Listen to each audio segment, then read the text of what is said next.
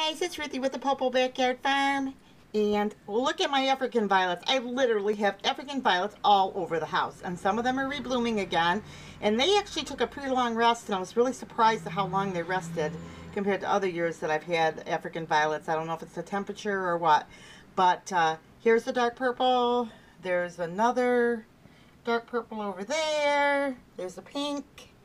And there's a bunch of leaf cuttings, but this area here I'm cleaning up. But this is a, I'm not sure if I'm going to reset up or let Clay reset up his farm, because he's got like a little farm he likes to set up, or if I'm going to fill this table with African violets. But they really seem to actually thrive better almost under the fluorescent light than they do the sun. It's just crazy.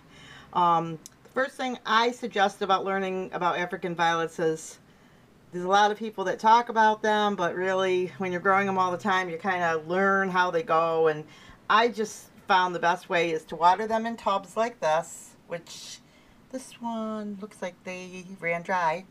And I actually give them quite a bit of water, and when they completely dry out, I water them again. And you never want to water an African violet from the top if you're a newbie, because what it does is usually you'll end up watering with cold water and it shocks the leaves and they start to turn brown and fall off. But African violets are actually succulents. You can get the leaves wet, but they like warm water. And I've had African violets blooming for months, and then some of them, they took a rest. And I just kind of, I like play around with mine. I move them from spot to spot, see where they like it. Because I have so many, sometimes I have to kind of take turns in the light with some of them.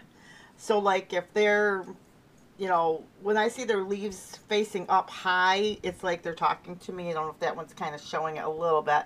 When they start going straight up, that means they want the sun, and they'll actually climb right out of their pot. So, but when they're laying flat like a pancake, that shows you they're getting enough light.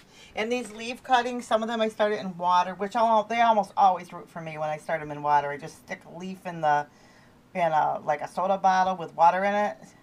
And it will just, a few months, I come back and there's leaves, and next thing you know I have little plants. I do have little plants around too. This one here is starting a little plant. And I've got lots of them around. So, but just a little update on what's going on. I have lots of flowering African violets. I kind of put them in spots when they're at their best, to show them off so my family can enjoy them. And when they're kind of just going through the funky stage, I just kind of, you know, place them in different spots. That way I have all the flowering ones like where they really look nice and everybody can see them. But that's what's going on with the African violets. I'll be sharing more about my violets. I just wanted to give you a little bit of an update. You can see I have lots. I probably have at least 50 in the house.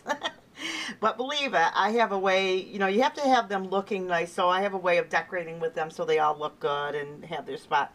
This one here I just repotted this morning. It looks really funny, but it's in a Christmas pot, but it needs to get cleaned off. I kind of left it be for a little bit to rest it, because I did a few, and actually it's probably more resting me because it was getting